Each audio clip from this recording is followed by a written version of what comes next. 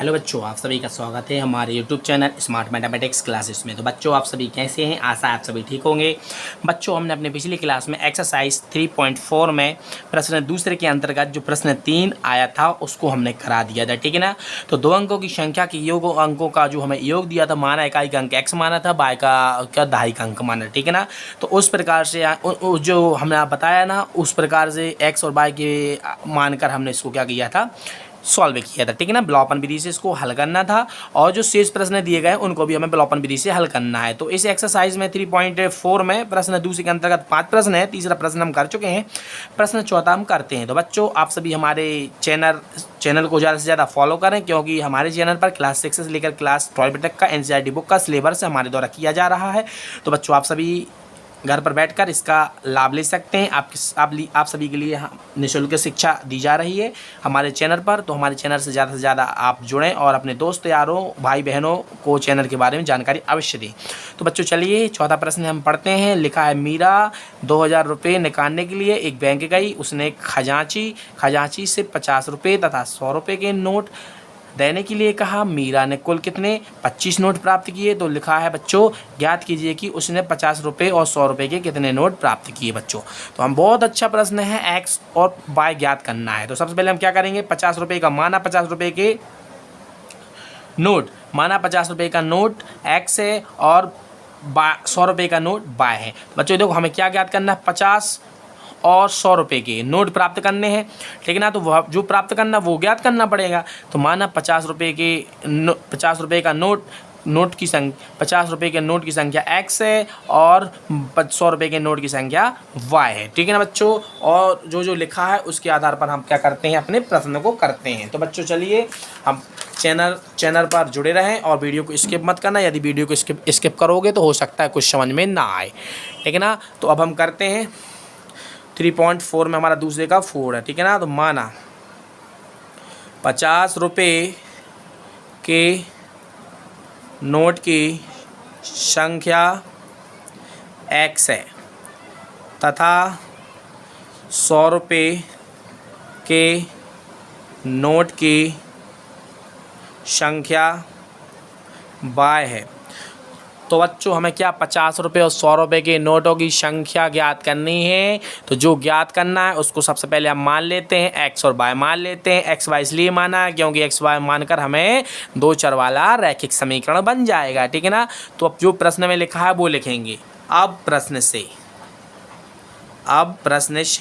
तो प्रश्न में क्या है, प्रश्न को पढ़ लेते हैं। लिखा है, मीरा ने 2000 रुपये निकालने के लिए एक बैंक से, लिखो, मीरा ने 2000 रुपये निकालने के लिए एक बैंक से 50 रुपये तथा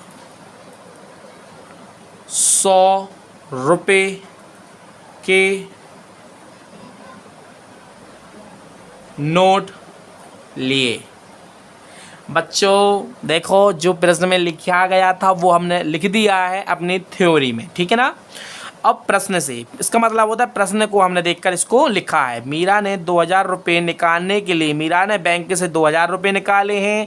जो कैशियर होता है, ठीक है ना बच्चों, कहने का मतलब जो कैशियर होता है उसने, खजांची बोलते हैं उसके लिए, तो उसने मीरा के लिए 2000 रुपये तो दिए हैं, कुल 2000 उसने निकाले तो 2000 दिए हैं। लेकिन कहने का मतलब 50 रुपये के उसने कितने नोट दिए हैं और 100 रुपये के कितने नोट दिए हैं। तो बच्चों बस बहुत अच्छा प्रश्न है। टोटल कितना रुपया निकाला है, 2000 रुपये निकाला है मीरा ने। इसमें से 50 रुपये के नोट हैं और 100 रुपये के नोट हैं। तो बच्चों, माना 50 रुपये के नोटों की संख्या कितनी है, x है, और माना बाय, यानी माना तथा 100 रुपये के नोटों की संख्या बाय है। तो आप देखो प्रश्न किस प्रकार से बन गया। 2000 रुपये कुल निकाले थे, बराबर किया x और बाय, x क्या है, x 100 रुपये, हम पहले 50 और 100 के निकाले तो 50 + 100 लिख दिया। 50 कितना है, 50 रुपये के हमने माना 50 रुपये के नोटों की संख्या x है तथा 100 रुपये के नोटों की संख्या बाय है। तो इसको बच्चों और सिंपल कर दो, लिख लो,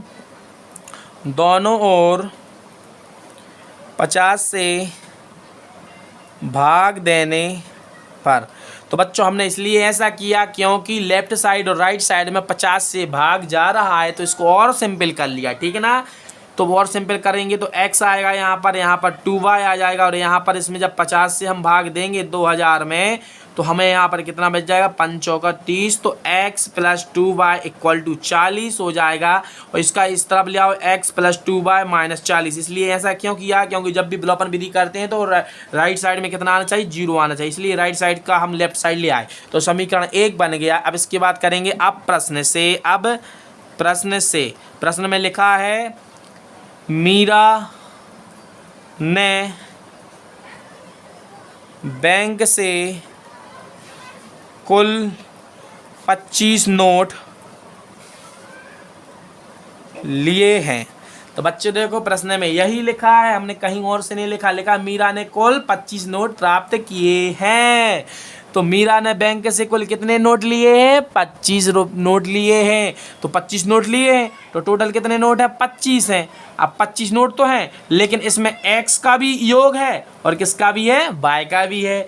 x क्या है, 50 रुपये के नोट भी हैं इसमें और 100 रुपये के नोट भी इसमें है बच्चों। तो कुल कितने नोट है, 25 नोट है। हो सकता है 50 रुपये के 15 नोट हों और बाय किसको माना, 100 रुपये के। हो सकता है 100 रुपये के 10 नोट हो, तो दोनों को जोड़ोगे तभी तो 25 आएगा। तो x प्लस वाई बराबर 25। इसको राइट साइड में बताया 0। जब भी विलोपन विधि करेंगे राइट साइड में 0 लाना, तो x plus y minus 25 equal to 0। समीकरण 2 लिख लो बच्चों। समीकरण 1 तथा 2 को विलोपन विधि से हल करने पर। तो बच्चों अब हम इसको क्या करेंगे, समीकरण 1 और 2 को विलोपन विधि से हल करने पर। विलोपन विधि हम कैसे करते हैं बच्चों, हमें मालूम है, क्या मालूम है कि विलोपन विधि में हम देखो किसी एक का गुणांक समान, यानी दो चर दिए गए हैं हमारे, जो हमारे प्रश्न है उसमें 2 चर बने हैं, x और y के ऊपर 2 समीकरण बने हैं। तो दोनों समीकरणों में जो चर है समान होना चाहिए, x वो समान होना चाहिए या y समान होना चाहिए। यदि x समान नहीं होता है, y समान नहीं होता, तो उनको हम समान बनाते हैं। कैसे बनाते हैं, ऐसी संख्या से गुणा करते हैं कि समान बन जाए। तो देखो आप यहाँ पर x और यहाँ x का जो गुणांक है, यहाँ पर 1 मान सकते हैं, यहाँ पर 1 मान सकते हैं, दोनों जगह समान है। y का यहाँ 2 है, यहाँ पर कितना 1 है, ठीक है ना। तो जो समान नहीं है, समान नहीं, आप चाहो तो y को समान बना सकते हो। समीकरण 2 में 2 से गुणा कर देना तो ये समान बन जाएगा, इसके फिर घटा देना, समीकरण 1 में से 2 से y विलुप्त हो जाएगा। लेकिन बच्चों यहाँ पर जो समान है, तो देखो विलोपन विधि का मतलब विलोपित करना, जो समान होगा वो विलोपित हो जाएगा। तो x समान है तो x विलोपित हो जाएगा। तो देखो बच्चों हमें इसको बनाने की आवश्यकता नहीं है, हम डायरेक्ट लिखेंगे समीकरण 1 माइनस समीकरण 2 करने पर, ठीक है ना। लिख लो समीकरण 1 माइनस समीकरण 2 करने पर। तो समीकरण जब हम 2 करेंगे तो हमारा कितना आ जाएगा बच्चों, हमारा x plus 2y minus 40 minus कोष्टक में लिखना समीकरण 2 कितना है, x प्लस y माइनस 25। राइट साइड में दोनों के समीकरण 1 और समीकरण 2 में राइट साइड में 0 है, तो यहाँ पर राइट साइड में कितना आ जाएगा, 0 आ जाएगा। इसको और सिंपल करेंगे, x plus 2y minus 40 minus x plus minus होता है माइनस y माइनस माइनस होता है प्लस 25 इक्वल टू 0, ठीक है ना। तो x और x यहाँ पर क्या हो गया, विलोपित हो गया। विलोपन विधि का मतलब ही होता है विलोपित करना, तो हमने x को विलोपित कर लिया। आप चाहो तो y को विलोपित कर सकते थे, क्योंकि अगर y को विलोपित करना होता तो समीकरण 2 में हमें 2 से गुणा करते, तब टू बाय समीकरण 1 में भी 2y हो जाता, समीकरण 2 में भी 2y हो जाता, तब घटा दे तब विलोपित होता, ठीक है ना। तो यदि हमें प्रश्न में दिया गया है x यदि दोनों समान थे तो x को विलोपित कर लिया। अब क्या आएगा, इसमें से हम कर देंगे, यहाँ पर y आ जाएगा, यहाँ पर कितना माइनस कितना बच जाएगा 15 इक्वल टू 0 आ जाएगा। y का मान लेना है तो इसका लेफ्ट साइड को राइट साइड ले जाएंगे। y का मान कितना आया है, 15 आया है। इसलिए समीकरण 1 में y का मान रखने पर, तो बच्चों समीकरण 1 और समीकरण 2 से ही हमने इसको क्या किया है, हल करके y का मान निकाला। जो y का मान आएगा उस समीकरण 1 या 2 में कहीं पर भी रख सकते हो, हम समीकरण 1 में रख रहे हैं, ठीक है ना।